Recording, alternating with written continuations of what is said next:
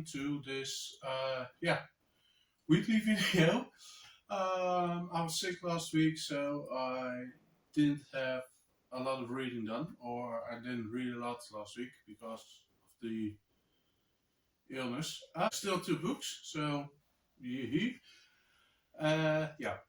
first one is, or the one I read, is the first book in the Broken Earth trilogy by N.K.Jemisin, and that's the 5th season. In this book we follow three perspectives. We follow three women. And the first is, if I'm pronouncing it correctly, Damaya.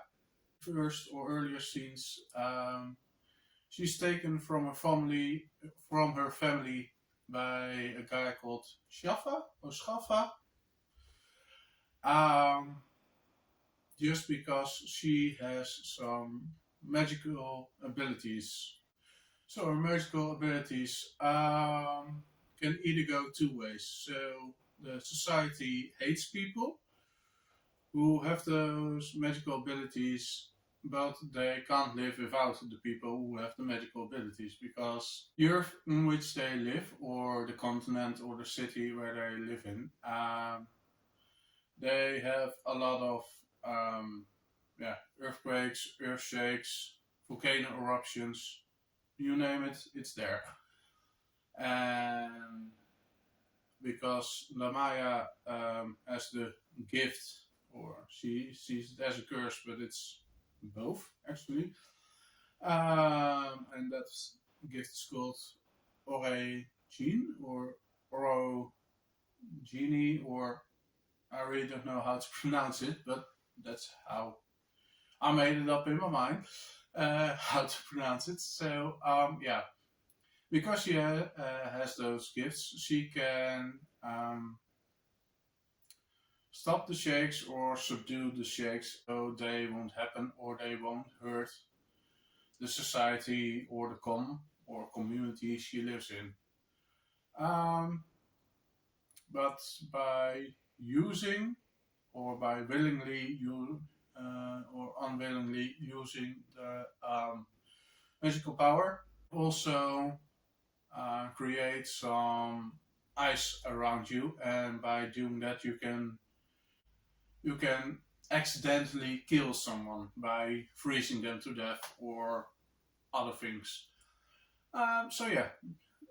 It's discovered she has those powers, and she's taken from her family, or her family is actually selling her to, they're called guardians, so she can go to a school or an institute to learn how to handle her powers. So we have the second perspective, and that's the one from cyanide.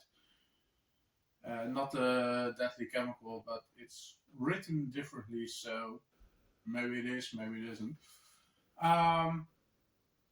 And she is already in the ranks to becoming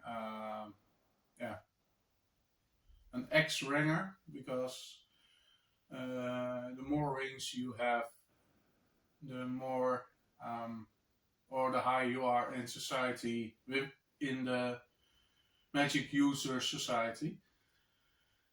But with that are also some consequences. So the higher up you are, leaders in society have something like, well, if they have sex with each other, their children will be also magical gifted, and we can use them for the better good of our world, something like that.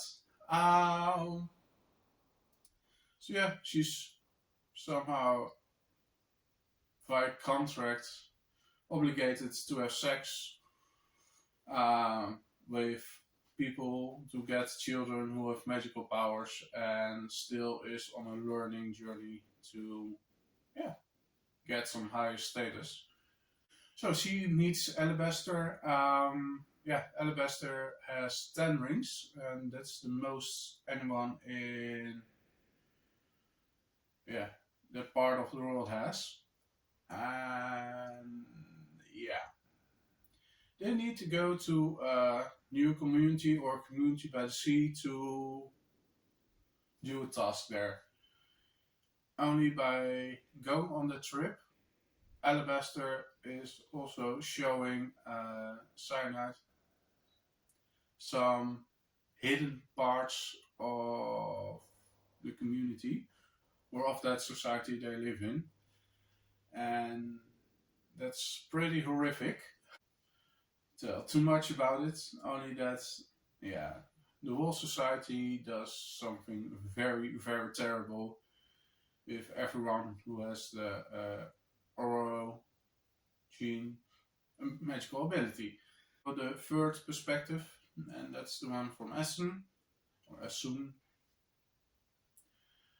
and yeah, she's a mother of two, and one day she comes home and she finds that one of her children is beaten to death, and her other child is missing, and her husband is also missing. So she goes on a journey, yeah, to go after him because she figured out, yeah, he probably killed her, and what will happen to my other child?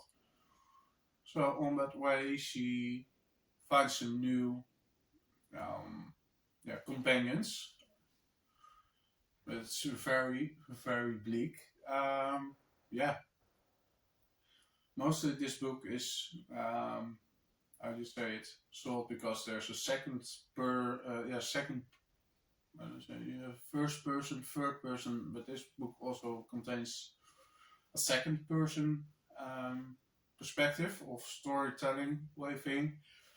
But that's not the most important part of the story. I think the whole message N.K.Jemisin is trying to tell by the story, or probably by the whole trilogy, but I only read the first book, is way, way, way more important um, than only, ooh, that's a new gimmick, let's try it. That's the whole selling point. No, it's all about, yeah, some discrimination, some, yeah, abuse. There's also some cannibalism in it. Minor spoiler there.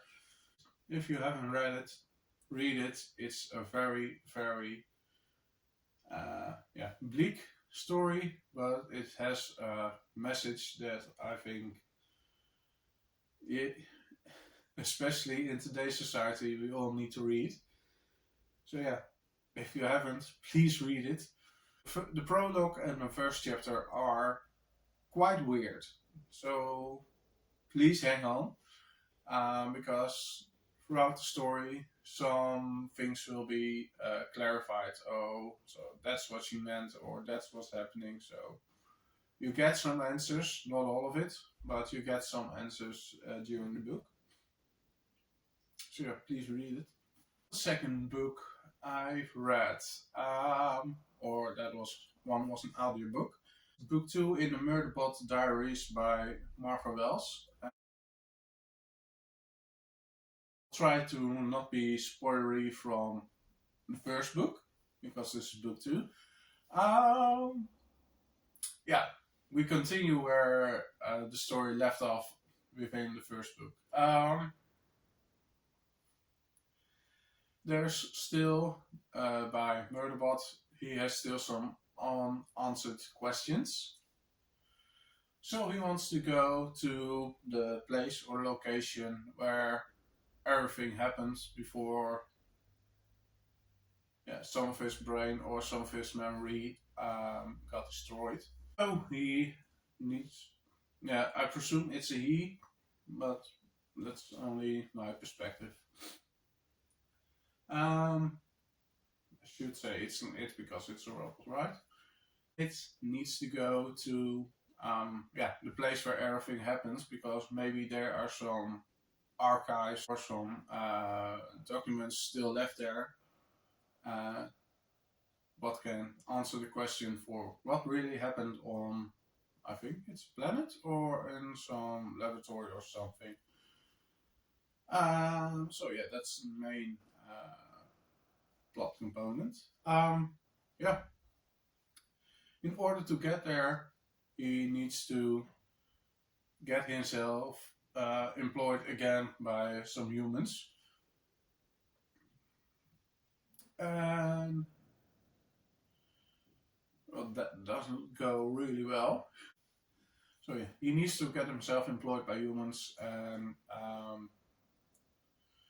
by doing so, he becomes their somehow bodyguards because they want to get their research. Yeah, their research, what they were trying to do, got cancelled. Free people or free students who hire him want to get back to their research program because they thought they were on to something, but the company who's more in charge stopped the program and yanked everything out of their hands. And they want to discover why did it stop, what's happening, is it safe for us to meet them, and everything. So yeah, Murderbot's still very sassy. It also has some very niche jokes, or there are some very nice jokes in it. Some jokes in it that at least for me were very funny. So the way he calls the spaceship is very funny, and yeah. Oh my god, art. It's funny. So yeah, please read that one also. Yeah. Only thing I can say is I had a great reading week, and yeah, please read also that book or that series. It's only 90 pages for at least the first 4 books, I think, in that series, so not that much. Please let me know what you've read this week or the last couple of weeks. And yeah, see you in the next video. Bye!